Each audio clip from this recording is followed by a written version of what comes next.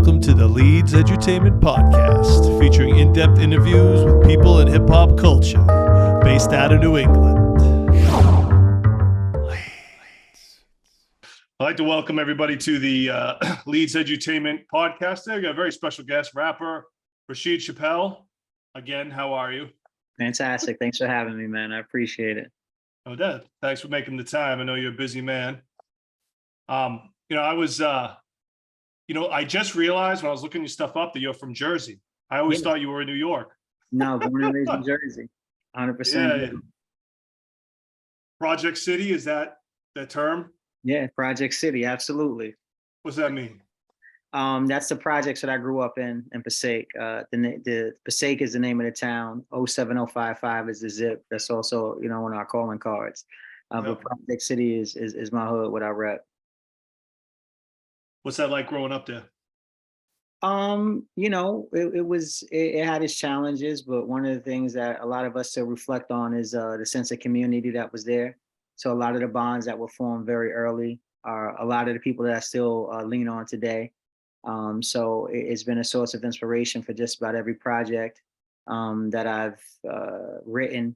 It influences a lot of the way that I see the world, because so much of my formative years was spent there. So it was, I wouldn't change anything about it. Yeah, because do you know Elder Sensei? Yeah. Yeah, so he was talking about, when I had him on here, we were talking about Jersey unity, and he was talking about how like the whole Jersey community got behind him and Tame One working out their differences.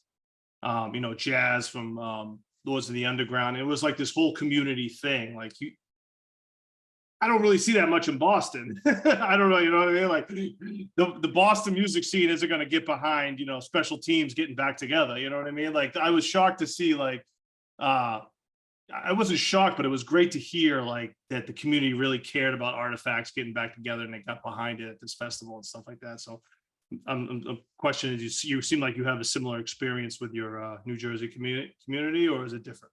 I get love from those that show me love, and that's really all I've ever focused on. Like, I don't really pay attention to the noise. So if someone is fucking with me, then I fuck with them. If not, then I just keep it pushing. So I've never really had an issue in that way. I've been fortunate enough from the moment that I stepped into this game professionally that I've been showing love from some of the pioneers. I've been showing love from people that I looked up to. So I've had nothing but positive experiences as it pertains to my relationship with primarily where I'm from, and other people in the industry who are from Jersey or surrounding New York area and stuff like that. Even Boston, which I'd say every time I step on stage in Boston, it's like my second home. I spend so much time up there. So yeah, Rakim said, "It's not where you from, is where you at." So You still live there now? Yeah, still live in Jersey now. Same area? Nah. I'm So you said you got a lot of love from the pioneers when you stepped in the game. When did you step in the game? I dropped my first single in 2009, produced by the legendary producer Kenny Dope. So the first album dropped in 2011, which featured DJ Scratch, DJ Melstar, and also produced by Kenny Dope. But prior to that, we worked with so many. Our first session was with Biz Markie. Rest in peace to Biz, and he and I did a record together. And he showed me, if we were in the studio 4 hours, I want to say maybe 3 hours and 45 minutes was just he and I talking. So I've gotten a lot of love from him, and all of Kenny's camp, from Jazzy Jeff to Lord Finesse. That's how I met Buck Wild. That's how I met OC. So it's just been from the beginning. So you said Kenny Dope, right? Mm-hmm. So that connection, producer rapper connection, is kind of what built your relationships in the beginning? That established me, or that gave me credibility with the pioneers in the game. Right. That made my name, that caught their ear, that Kenny was working with someone, but it was, my work and my skill that I actually had to make them say that, okay, we fuck with him. You know what I mean? Well, it's a partnership. Yeah, absolutely. So his cosign was dope, but I had to be as dope in order for them to stand behind it. So yeah. What else has Kenny done produced wise? he's produced for Michael Jackson, Janet Jackson, CeCe Winans, Jeez. Raheem DeVaughn. He's been Grammy nominated 2 or 3 times. He's one half of Masters at Work, which is the legendary house unit. He produced "Girl I House You" for. I mean, he's done so many records. How did you link with him? How did you guys meet, link, and all Um, that? we actually met through a producer by the name of Malik, a dope producer out of New Jersey. Kenny was doing production work for Strictly Rhythm, and Malik was also doing production work for them. And Kenny kind of took Malik under his wing, and me and Malik were working on hip hop. And so he was like, "I'm gonna play it for Kenny." I didn't know who Kenny was. And so, I'm like, all right, play it for Kenny. So we just doing our shit. Like we were literally trying to get like a deal at Fat Beats, like at the time, this is what we were Right. trying to do. And Kenny liked it, and we linked up. And not to name drop, but the first day that we linked with Kenny, he was with DJ Terry Hunter, who just this year won a Grammy for his remix of the Beyonce "Break My Soul." Yeah. We all kind of hung out and we talked. And when I was in high school, Marley had the Future Flavor show, and I would go up there with DJ ACL, who's from my town, and freestyle and rap for him. And so he got word through Marley that, yo, like this kid is nice. And so he was like, yo, like you fuck with Marley, that's my man. And I'm like, yeah, I've been up there many, many times, And we just linked up after that. I said I have an idea of doing a song with somebody to do the beatbox, and he was like, "Yo, come to the studio Monday. Biz will be there." And I'm like, "Biz who?" And he's like, "Biz Marquis." And I met Biz, and we did the record, and it was just it was on from there. Funny, you're like, Biz who? Yeah, like what Biz? Because I can So, only get one Biz. Yeah. well, it's funny because some people would call themselves Biz, you know what I mean, without the marquee. Like I think I've met actually a few Bizes that just they're all business. They call Yeah, themselves Biz. or Showbiz from Oh DIT. yeah. So yeah, absolutely. So how I heard about you, I think it was 2011, was the Future Before Nostalgia album, right? Is that the debut album? Yes, that was a debut album. Yeah, I forget who. Someone co-signed that album. I don't know, was it Premiere or I forget who did. Was like this was like one of the better hip hop albums of the year that I needed to check out. Do you know who did that? It was quite a few people. Okay, It good. was on Premier's list. It was on All right. every blog that year, um, from undergroundhiphop.com to rest in peace to them. They just closed. They just shut down. Was that Um, an April Fool's joke? I Or don't no, know. the I don't I know. think it was an April Fool's joke. The underground hip hop blog you're talking about? Okay, so they still rocking. All right. Maybe. I don't know. They posted that on April Fool's. I figured it was a April Fool's Day joke. But everyone showed that album love. But Premier, like, I've done I think interviews that's around that time, and people were asking me about the Premier cosign. So probably was Premier. yeah. Because I checked it out. I was like, oh, this dude's dope. I had never heard of you. Appreciate And oh, forgive me for not naming what's the big song on this? Is it Section? it. Building Eight. Build an Eight. You Yeah. actually, who produced that? Kenny produced the whole album. So, oh, okay, cool. That sample, I was working with Black Medina, Tragedy Gaddafi at the time, and we used the same sample Okay. for an intro. We didn't rap over it though. We had his intro that, and I heard you use it. I was like, it's all good. It's the game. But I was like, you rapped over it. It came out dope. I was like, oh, it's dope. Appreciate you. That wasn't supposed to go to me actually. Kenny had produced a whole album for Raekwon the Chef, and we were driving down to Jazzy Jeff's house, and he played the CD in the car, and I was like, I'm definitely stealing this CD, like 100%. I'm cuffing this as soon as we get out the car, and we got to Jeff's house, and we were just like kicking it and shit, and that was the day that the earthquake hit Haiti, and that's why I mentioned I make reference to it in the song. So like it was that particular day that idea kind of all formulated, and I cuffed the CD and I wrote it and was like, yo, I got this record, and he was like, all right, let's hear it. And he was like, oh, you gonna use that beat? I'm like, absolutely. And it was Building Eight. Yeah, it's a dope beat. Thank you. Dope beat. What was your mindset when you were writing that album? Where were you at, like mentally? I just wanted to show the world that I could rap. I look at that album as a truly collaborative effort, because Kenny was very, very hands-on as far as like, that was my first time working with a producer, not just a beat maker. So we Right. would sit down, we would spend a week at a time and just like go through samples. And he would have files like folders of just samples of like what he thought my voice would sound good over. And we would go through them and we would pick and it was like, I like this. And he would make something and we would do a record. If it hit, then we would, put it to the side. If it was like something that needed to be worked on, we put it someplace else. So that was my first time like really working with a producer and coming up with different concepts. The record, Building 8 was a good record, but there was another one called Break Loose, which that got me pretty much, got me doing shows in Japan and stuff like that. Damn. Yeah. Damn. And so That's not common for people to put out their first album and then go to Japan. That's not a common I scenario. know it was a surreal experience. It was definitely, I look at other people's experiences that they've had, and we toured that album twice. Like we toured that album in Europe twice, and Who'd you tour? Sorry, who'd you tour with that album? we had just us. We headlined. Wow, Yeah, we were the headliners. that's Um, impressive. yeah, it was. Thank you. It was a great experience. Like it still is great. We tour we just did this weekend with Paz, or the past weekend with JMT. So it was just it was that particular record. Like was all Kenny.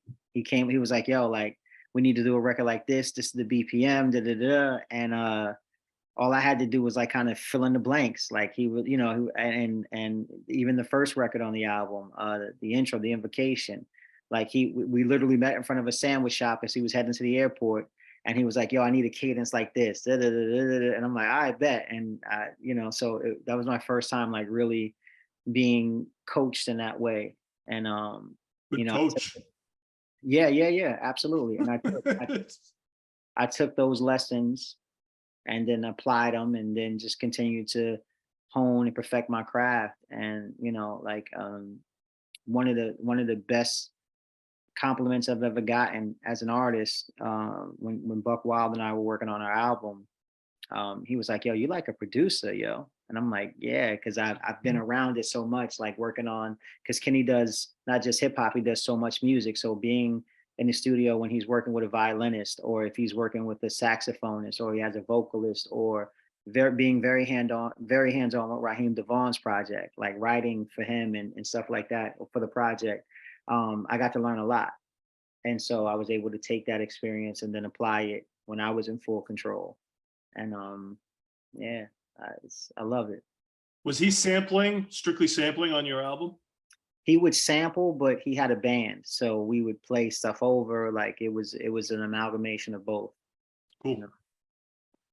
So, am I right in saying that album drops in 2011 and you don't drop another project to 2018? Am I correct in saying that? You're correct in saying that.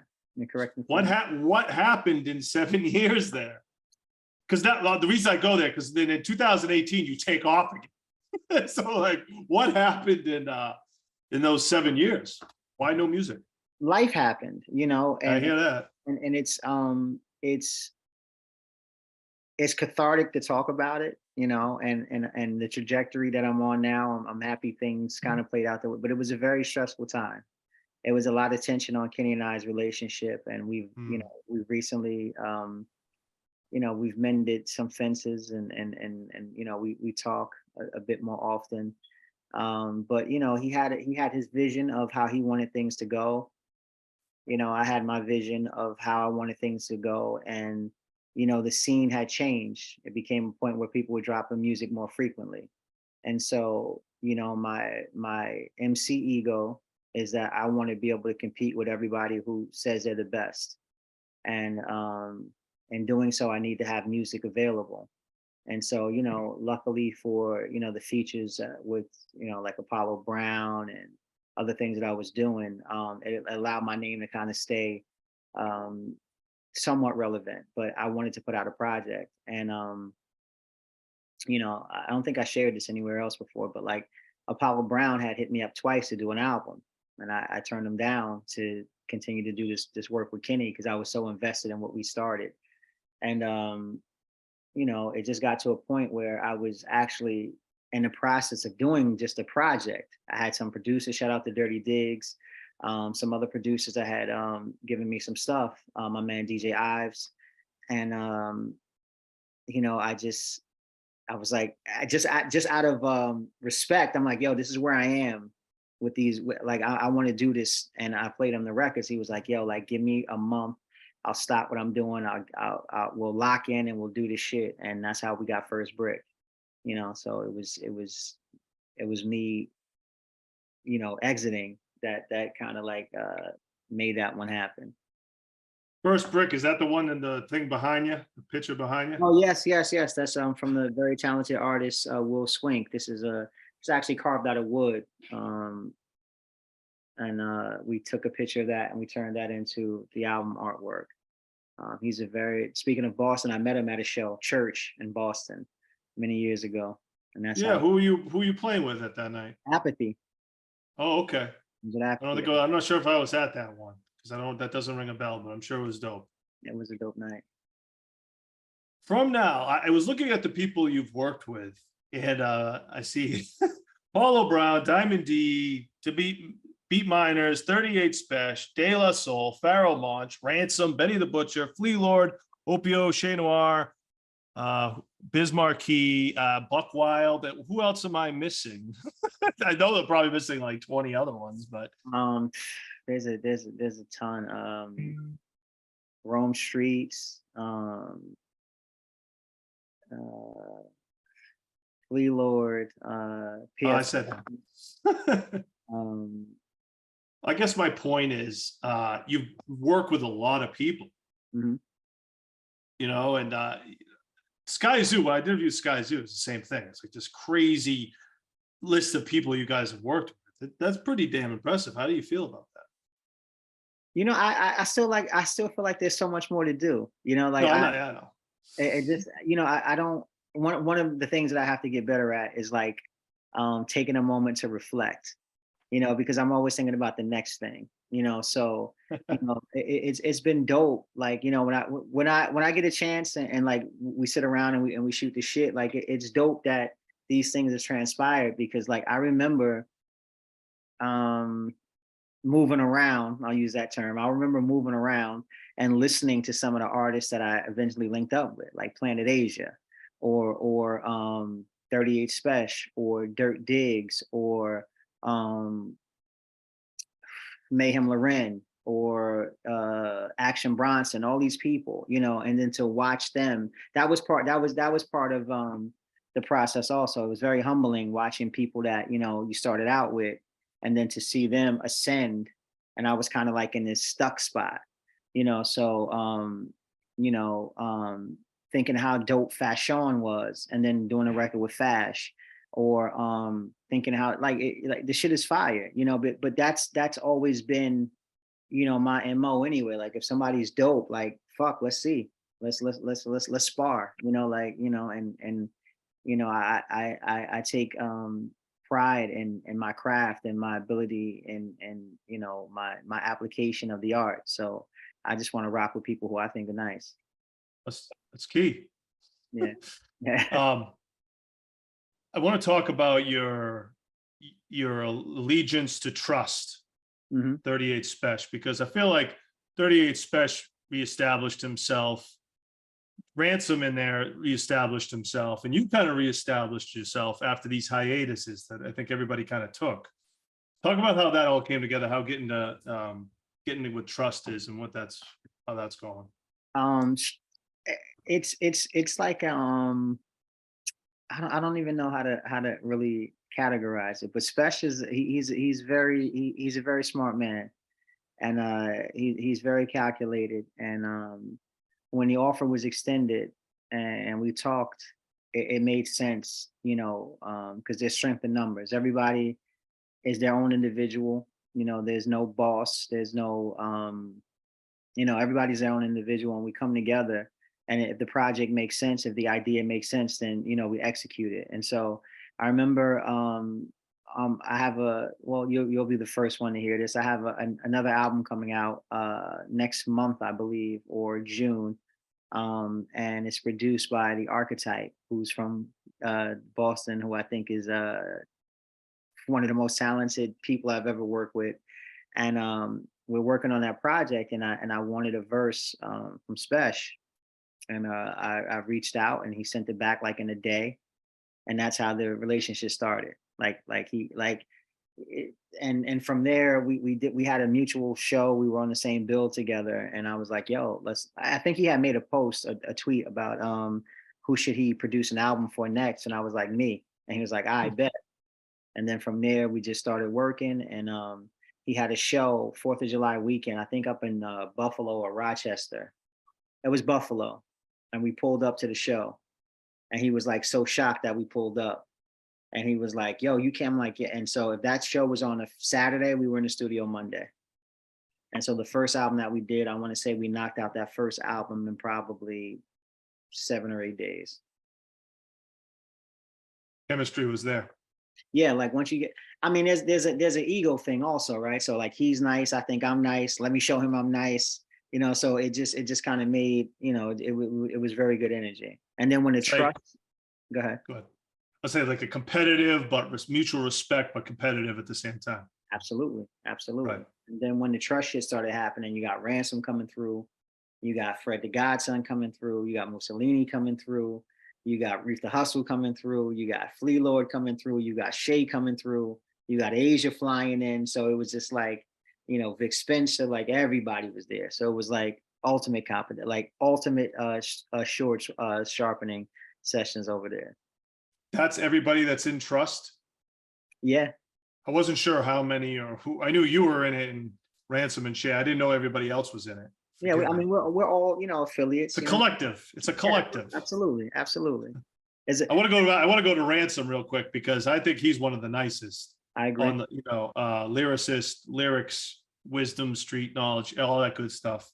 I still like working with him because he's incredible. I mean, you know, Rand is nice. Like, you know what I mean? What is there to say about Rand? You know, he's somebody who's been nice for quite a while. You know what I mean? So it's not new. And I like to see people, I like the underdog story. You know what I mean? I think that's why, you know, Creed 3 just happened. You know, Rocky came out, I think in 76 or something like that, right? So like people love the underdog story, you know? And so Ransom is somebody who has elite skill, right? And what's missed, because he doesn't do a lot of interviews and he doesn't give a lot of himself to the people, but he gives it through the music. Rand is very, very smart. Rand is very smart. And you can hear it. You can hear it in the lyrics. Yeah. And you know, he's a thinker, but he's also a doer. And so like he's someone who reminds me of myself a lot. Like he hasn't changed at all. Like as far as like his you still hear the hunger, and you still see that his approach is just to be the best. And he's unapologetic in telling you how nice he is, you know, and like why? Like if he has the resume to back it up, then shit, talk. You know what I mean? And so, you know, working with Rand, the first record we did, I think, was for his project. Yeah, it was for his project. He hit me up and I hopped on a hook. And then when Buck and I were working on the project, I was like, he was like, send it. And so I was like, all right. So I sent it, and you know, we did Rock Bottom. And yeah, Rand is nice. Rand is nice. Fellow New Jersey, right? Absolutely. Absolutely. So while we're on New Jersey, what is your favorite New Jersey hip hop album? Go. My first one. Not yours. It can't be yours. Someone else's. My favorite like influential Jersey record. Oh man. Jersey hip hop. Give me a couple. 1903. Yeah, that's good. The Score. Okay, yeah. Redman, the What album. Oh, that's your favorite Redman album? The What album? Yeah. What the album? Yeah. What Mine's There Is a Dark Side, but okay. You know, what the albums are. There was another artist by the name of Flo Brown. From Jersey. She worked with Jazzy Jeff. She was super dope. Her album was fire. A Wrong Side of the Tracks was also one that, you know, everybody, you know, Poor Righteous Teacher's first album. First one. Yeah. It was a lot, you know, like, but ironically, like my influences weren't like really Jersey influences. You know what I mean? Like I listened to them, but it was everything that came on Video Music Box, which is Right. a cable access show that would come on here, hosted by Ralph McDaniel. So Yep. it was all of that. And my cousin Latif is a few years older than me. Actually, just had a birthday. Happy belated to my cousin Latif. And so he would bring cassettes and CDs to my grandmother's house, and we would just listen. And I was just like amazed by these people, you know. So I didn't know where they were from, you know, at the time. And so I would hear these artists and just be like, oh shit, you know. And I got into rap late. I didn't start rapping until I was like 14. Like I was more into like fucking New Edition and stuff like that. Late. You got You to know? rap late at 14. Yeah, I mean, like That's funny. one of my best friends, one of my brothers, Sugar Hill, he was rapping, performing, and touring at like 10. Oh, You know what I mean? So like I was like late to the party, but I was always just super diligent, like, and that's why, you know. you mentioned working with De La Soul. What was that? What was that collaboration? Actually, I don't know. I don't even know how you got that information. It says it on Spotify. Does it? Yeah, you got to edit I don't that. even know. Let me pull this back up. Maybe I'm wrong. Did you get something produced by them? Or? No, I actually have a record with De La Soul and Pharoah Monch. Oh, you do? Yeah, I do. Okay, so It hasn't come out yet. oh, so you're about to put it out. Yeah. Well, you have it on here. Rappers De La Soul, Pharoah Monch, blah blah blah blah. Crazy. Maybe you want to edit that. I mean, It's out the bag now. It's got out the bag. like The whole group or just one of them? Yes, the whole group. So Good for you. yes, so rest in Put it peace out to- immediately. Rest in peace to Mr. Walt from the Beat Miners. Go. So let's just backtrack a little bit. So before my first album came out, I had gotten cool with Lord Finesse, and Lord Finesse had invited me to perform at his birthday party. Right. So this is crazy night. Like that's like I'm probably gonna write a book when I'm done because I've led quite the hip hop life. I feel like Forrest Gump sometimes. Um, and he wants me to perform at his birthday party, and the performers on the bill are Rasheed Chappell, Lord Finesse, and Rakim. And I'm just like, what? And so I performed that night, and as I'm coming off the stage, before I could get off the last step, Evil D grabs me. And he grabs me, he's like, yo, I didn't know that you did that record building. We've been playing that on Beat Miners Radio like all the time. Like, this shit is dope. We got to work. So this is like 2010. So we kept in contact. And so last summer, I believe, Mr. Walt hits me. He's like, yo, I need a favor from you. And I'm like, whatever you need, like whatever you need, Walt. And he's like, I got this De La record. I'm like, okay, I don't even know where this is going, but yes. Like, I don't even know what you're about to ask me, but yes. And so he was like, we really need you on it. I'm like, he's like, yeah, you know, Plug One's brother, he's a fan. And I'm like, yo, this is crazy. So I'll never forget, I'm sitting in my car.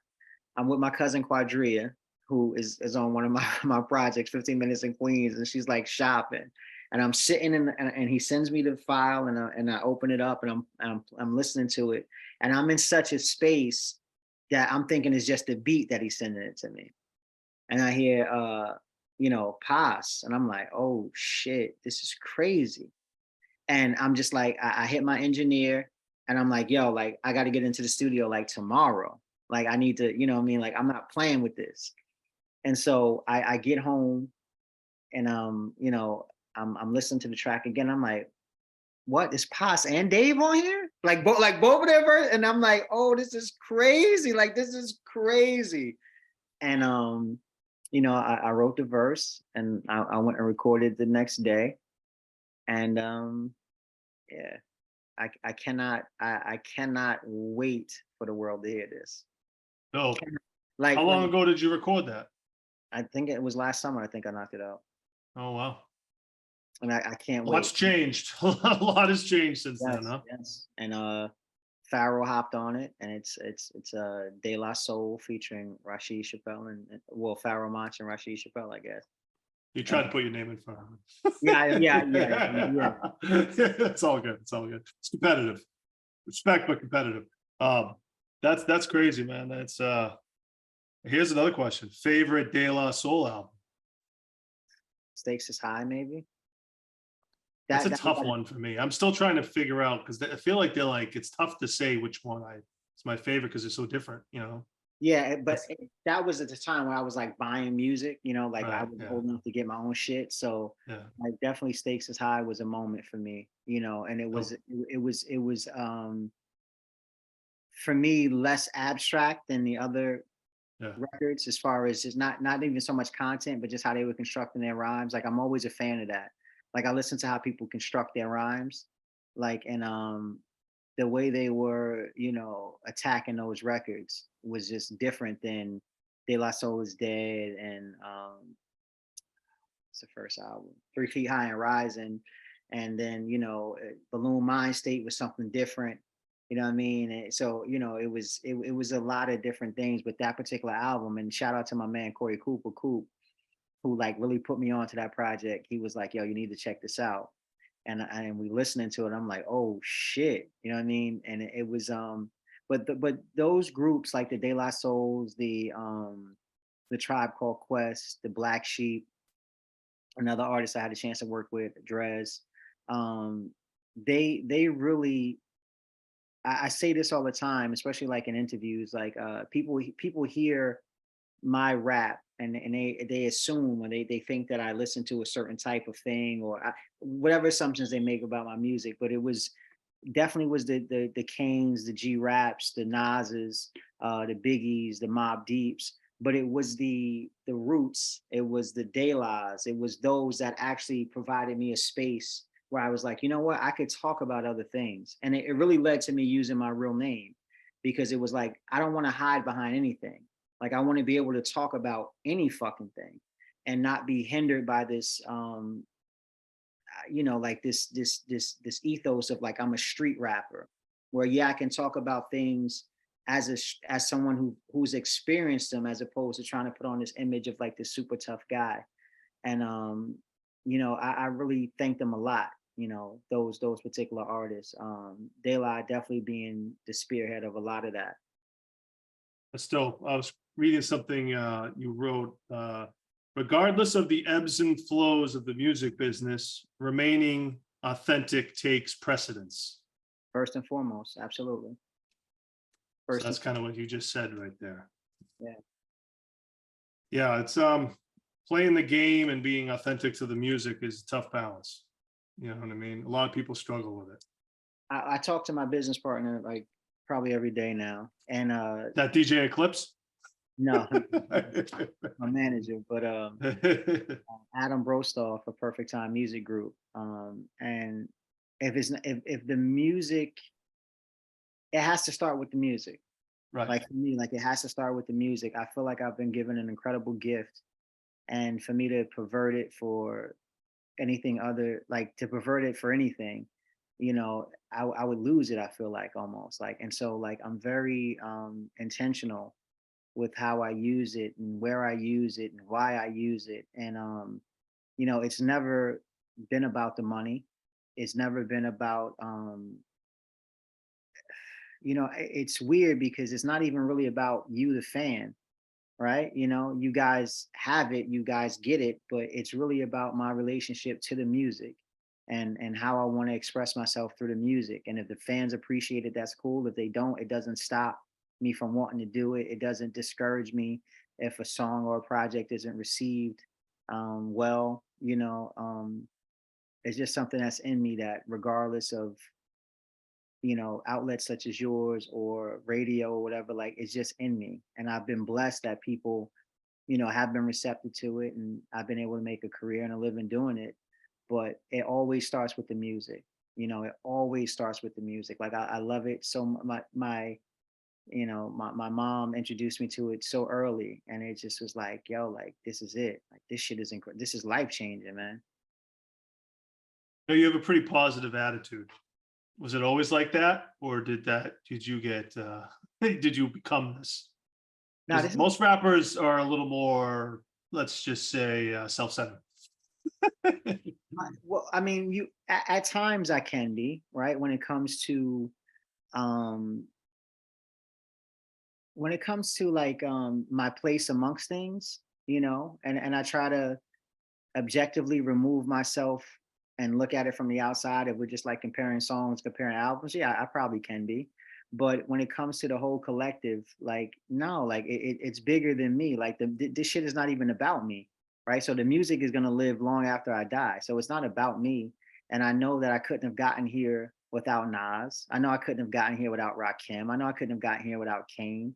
I couldn't got here without Cormega, who decided to go independent and do like, there's so many different people, so many shoulders that we stand on.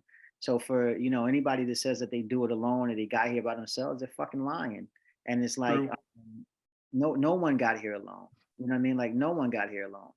And so even the entities that are self-contained, like a Diamond D who can rap and produce, or a Kanye who can rap and produce, you still need people to assist you to ascend. And so I'm grateful to that. Everybody on the journey from Kenny Dope to 38 to Recognize Real to Little Vic, the beat mine is all they don't gotta fuck with me just because you nice. You know what I mean? And my thing is I said it earlier in my career that I would much rather a person say like his music is trash, but he was cool. Like he was a cool dude, because I bump into people all the time who their fucking egos are bigger than anything they've ever done in their career. And I'm like, wow, that's very interesting. You know, if your career was as big as your ego, maybe your ego would be smaller. And I understand that it's very competitive. The space, the field is so wide, and people are always dropping new music, and you got to compete. But I'm a quality over quantity guy.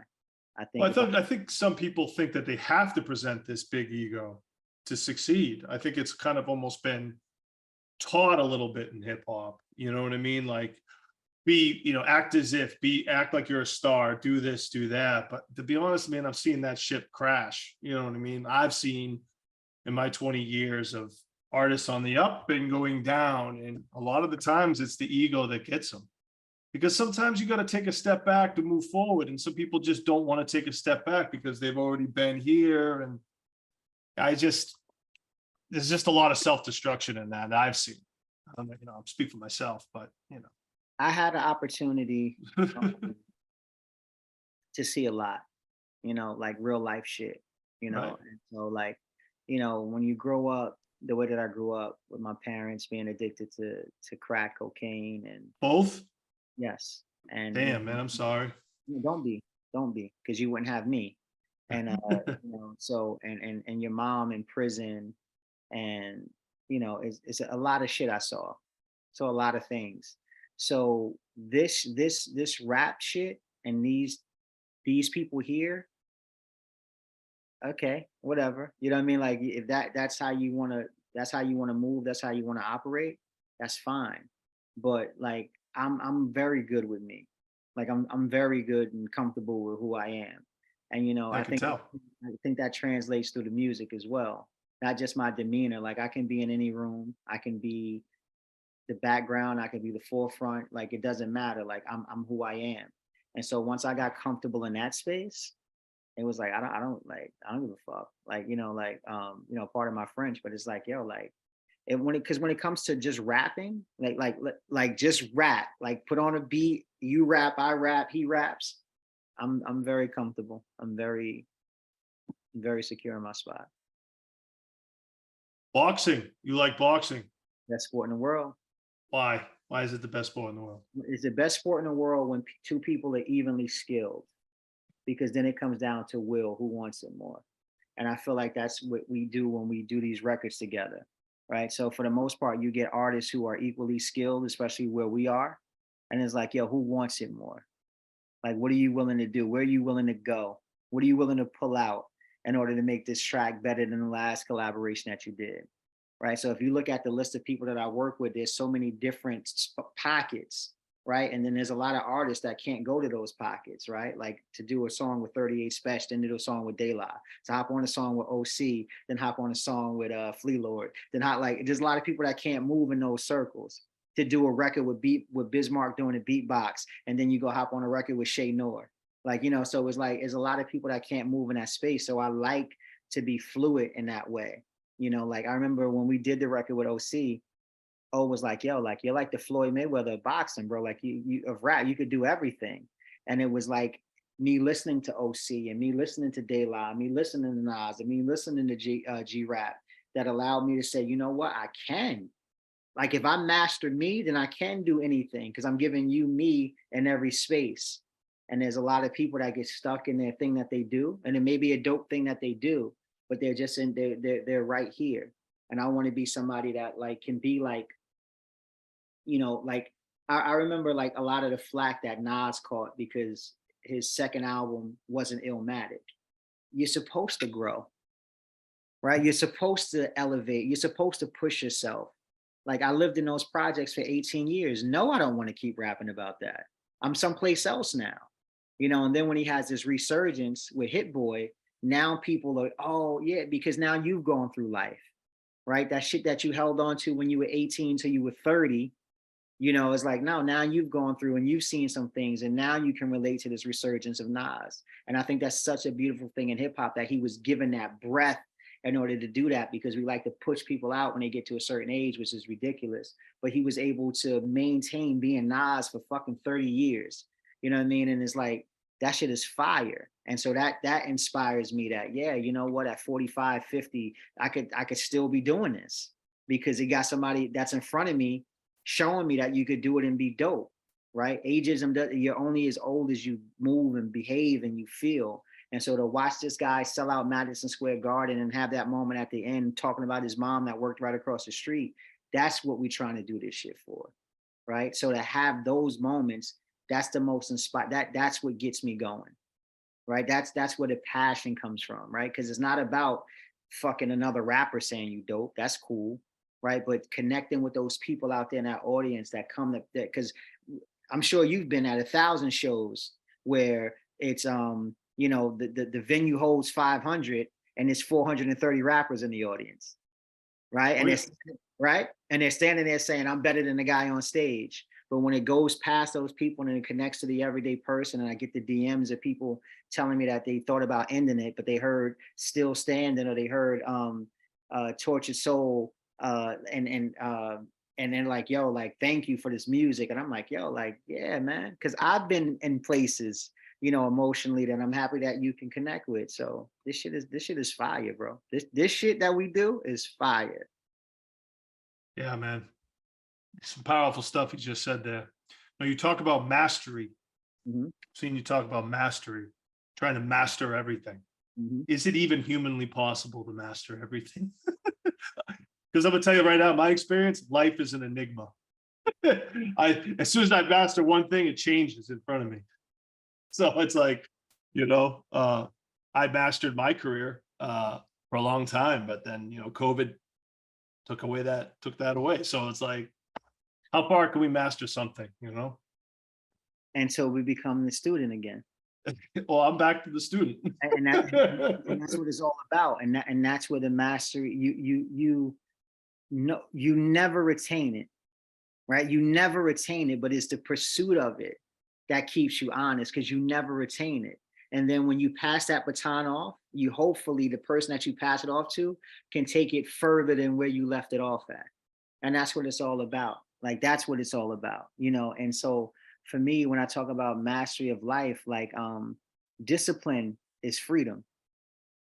Like like discipline is freedom. If you can refrain and stop from doing something that you want right now, right? If you could stop, if you cannot take care, if you cannot, you know, feed into what you want right now for what you need, like that's what it is, bro. Like that's what it is. There were opportunities where I could have went a different way because I needed something right, or I wanted something right now. But I need to be of sound mind and body in order for me to achieve what I ultimately want to achieve. So the quick dollar or the quick fix, it wouldn't have been what it is now. So, you know, like recently, I've just lost like 85 pounds, right? And thank you, right? The applause should be that I hadn't even gained as much as I did, because I was never supposed to be that big, right? So I'm just getting back to my normal. Happens. So the fact that I even got as big as I was, that should have been the applause. Like he did it. He almost, but it's like, and it's not the motivation. I literally had this conversation this morning. So I do 2-a-day workouts now. This particular month. Oh, what happened? I'm still here. You still hear me? Yep. Can you see me still? Yep. You froze a little bit. Let's see the screen. I can hear you. I can see you. But what I was saying earlier today was like, even though I wasn't as motivated as I was, I remained consistent. And so now that the motivation is back, I didn't lose anything because I remained consistent. Well, that's key. Consistency is obviously the key. That's how my success, I've had any success, was because of consistency. Yep. Not that I was really better at anything than anyone. I just did it more consistently. That's it. You just do it over and like. So you really just working out twice a day lost the weight? You must have ate better. Well, I've never eaten pork. I gave up beef in 1992. I've never had a drink. I've never smoked weed. I've never tried any drug. So I was always like diligent in that way. But I was a huge milk and cookie fan. Like I love fruits, like a good cookie. Like even now, like I will treat myself if it's a late night. I mean, I don't eat past 7 now. I do intermittent fasting. Yeah. And I just cook more, like, so if I cook at least 80% of my meals now, and so, but it was a whole thing. I went through a divorce, like, life happened. And it was just like, I realized how much of myself I wasn't in control of and how much of myself had gotten comfortable with comfort and complacency. And so I recently buried my dad. June will be a year. And I watched him fight cancer for 8 years. He got diagnosed with stage 4, and I watched him fight it for 8 years. And he never complained, not one day. It was only probably the last week of his life that I actually saw him in pain or physically show that he was in pain. So I was like, I come from that. I come from that resilience. So like, what am I doing? And I was always active. I was an athlete growing up. So I'm like, yo, what am I doing? And so I just got up one day, August 30th, and was like, this is it. And from that day, it's been workout. It's been eat right. It's been, get your miles in, do your push-ups. And it was to the gym. Now it's lifting, then it's back into the boxing gym. And so that's what it's been. Impressive.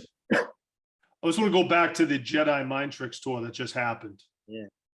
Now you talk about Boston getting a great response in Boston. How was the tour? Is it the final tour? Is he really done? What was the? He told me years ago that he was ready, and I asked him again. I was like, yo, like, what you gonna do? He was like, yo, I told you, like, I'll do the music, but like the touring ain't for me. And he's been doing it for 20 years, you know what I mean? So I get it, I mean, I don't get it, because I haven't been doing I don't get it either, but it's all good. but we give so much of ourselves, like we give so much of ourselves to the music, and people expect so much. And, I can imagine what your DMs look like. Mine look crazy from people who, they want or they expect, or sometimes you just got to, put a buffer. You kind of need that space between you and the art, because it's about the art. And, you just said it was time. So how are the shows?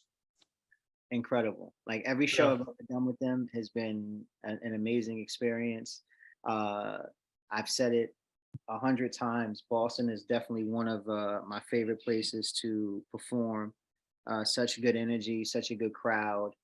They're hungry for hip hop. Philly was Philly was like through the roof. New York was definitely. I mean, I hopped on in New York. I did New York, Boston, and New York, Philly, and Boston.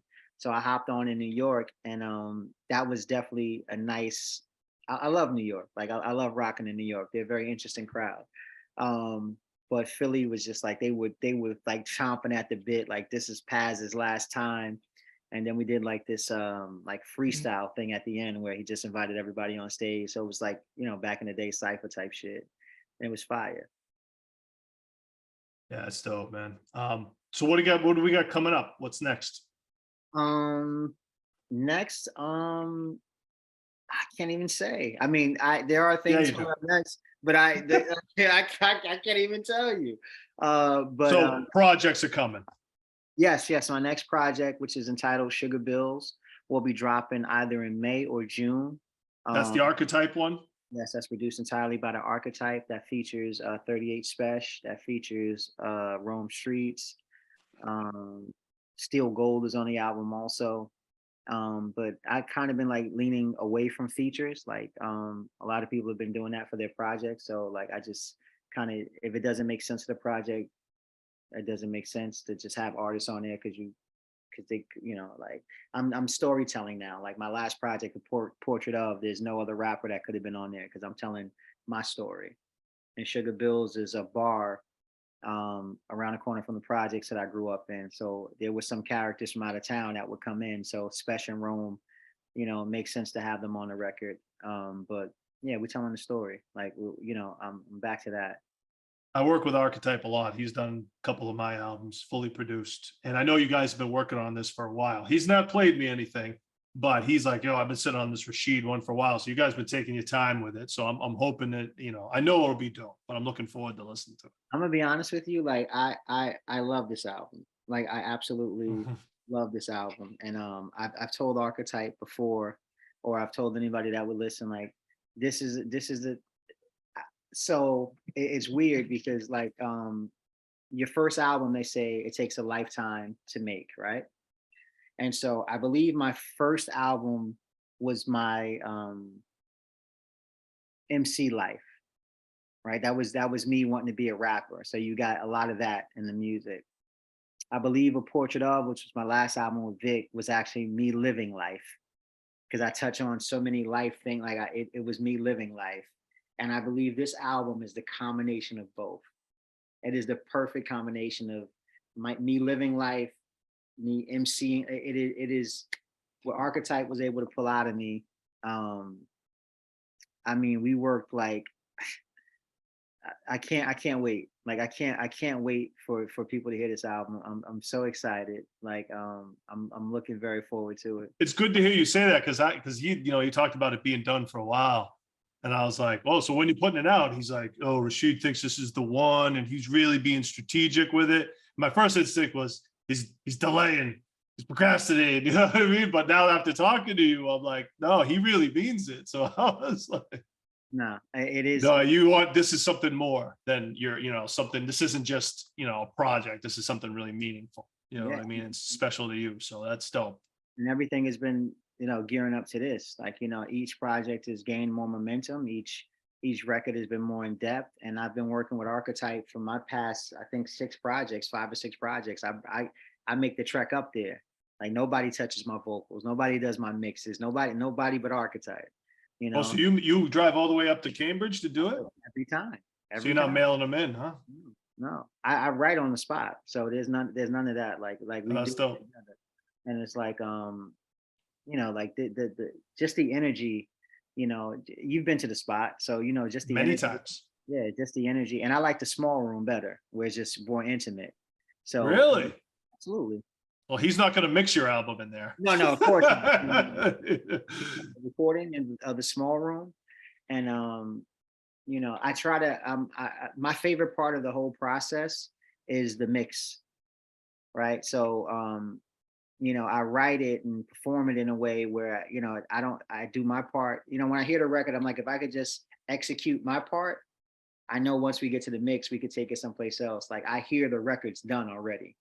Right. Like and so it's just like, yeah, the mix is my part. So we knock it out and then we go to the big room.